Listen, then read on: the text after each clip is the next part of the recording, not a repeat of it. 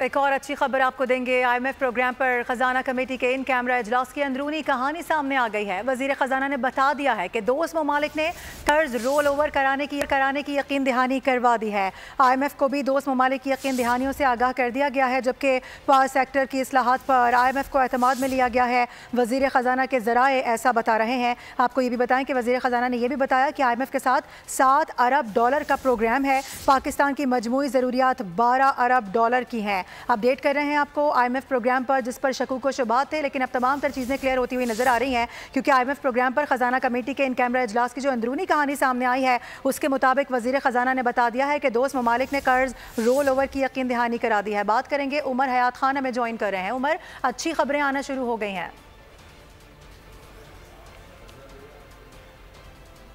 खजाना कमेटी को in camera इजलास में ब्रीफिंग दी है और इस इजलास के अंदरूनी कहानी जो मंजरेआम पर आई है, उसमें वजीर खजाना ने इजलास को बताया है कि दोस्त ममालिक ने रोल ओवर कराने की जो है वो यकीन दहानी कराई है। और वजीर खजाना ने बताया कि IMF को भी दोस्त ममालिक की यकीन दहानियों से आगाह कर दिया है। वजीर खजाना ने यकीन दहानियों के बाद IMF ने